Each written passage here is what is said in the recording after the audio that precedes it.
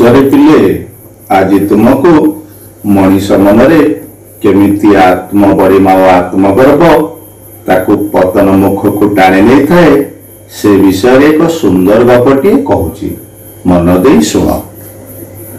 गोटे ग्राम राज नामक जने साइकेल दुकानी थिला।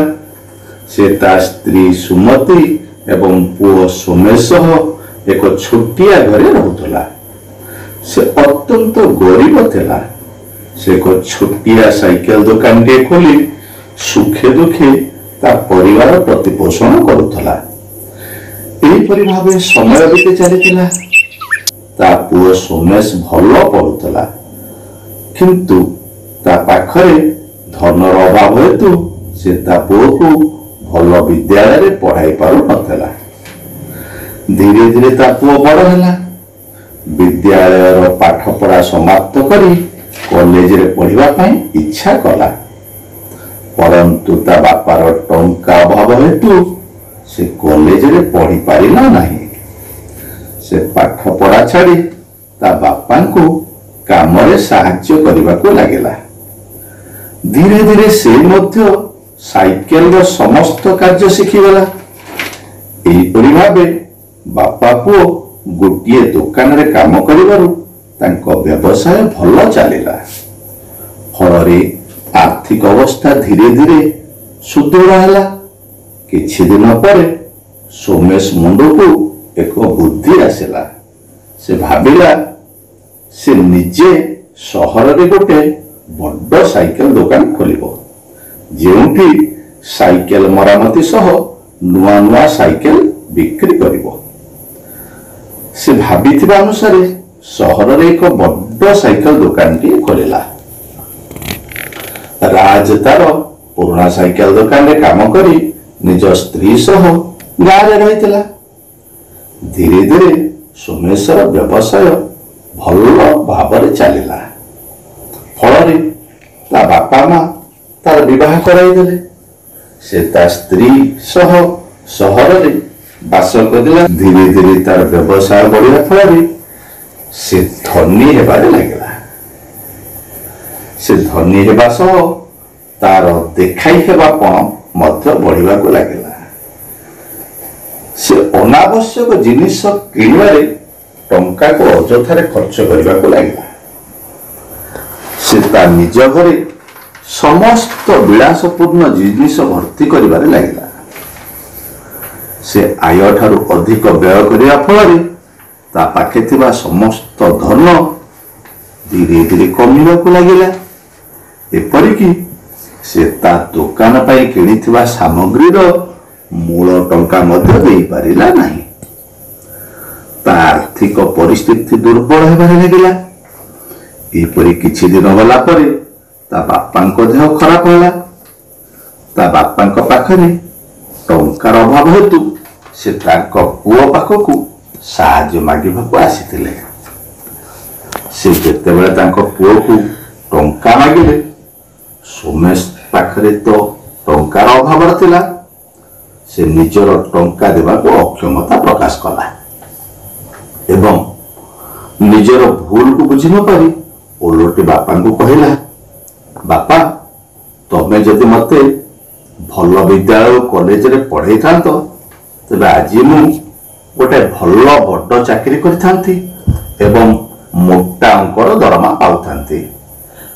मो पाखरे टंकार अभाव न थांता। किंतु तुमे मते सेतिकी सुजोग देल नाही। फल मु सर्वदा आर्थिक अनाटन दे गति करुछि। तेणु मु तुमको टंका दे पारु नाही। यह सुन ता बापा माँ दुखित हेले एवं सेठारु चली गले। किछि दिन पर सोमेश रास्ता रे दुकान जाउछवा समय गोटाए पिला को देखिला।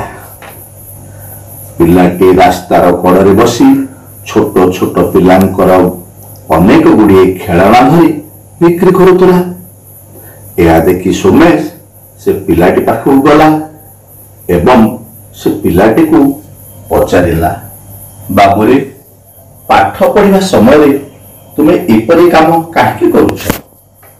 से पिलाटी कहला, मो बापा माँ अति गरीब अटंती। दिन को 2 मुठा खाद्य संग्रह करने कठिन परिश्रम करती। एणु मो बोझ बढ़ावा को चाहूनी आज्ञा।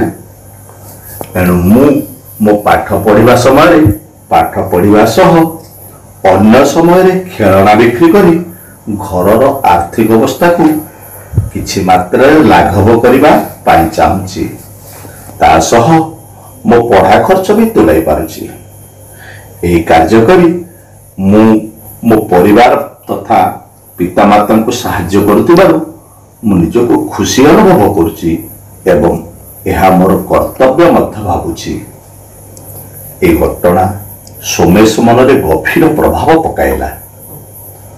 सोमेश निजको निजे बुझिपारिला से निजर आत्मबलिना देखाई बारे जेतिकी व्यस्त रहिला और अजथा टंकार अपव्यय कला। अन्य पक्षरे समाज और पितामाता प्रति निजर कर्तव्य कौन ताहा बुझी पारिला नाही। फलरे से अर्थर सदुपयोग न करी पारी दरिद्र होइछे। जो पितामाता ताको जन्म देइथिले बड़ करिथिले तांको प्रति से अति अन्याय करिछे। यह निजर भूल जानी पारी बाह्य बड़पण अपेक्षा निजर मनरे अंतर्दृष्टि निक्षेप करी निज मनरे कर्तव्यशील मनोभाव बढ़ाइबा उचित चिंता करी परवर्ती जीवन रे से निज गुण रे सुधार आनिला और बापा माँ तथा परिवार को सांगरे रखी सुखर संसार चलाइला। बुझिल तो पिला माने? तेबे देखिले तो बंधु माने सोमेश किपरि बहु विलंबरे निजर भूल बुझिला। से निजर आत्मबढ़िमा गुण को धरिबा पर्यंत दुख ही भोग कला। से बुझी पारिला निरांबर जीवन पितामाता सेवा और निजर सामाजिक दायित्व ठीक रूपे करि परिले ताहा जीवन रे सुख आनी थाए और ताहा ही शांति प्रदान करि थाए। ए कथारे अछि आत्मबढ़िमा देखाई केही न हुअन्ति बड़। कर्तव्य सहनशील तथा निरंबर गुणे मनुष्य जीवी थाए गड़। पितामाता शिक्षा दीक्षा सर्वगुरुजने पद सेवी कृपा तांकर लाभ होई जीवने।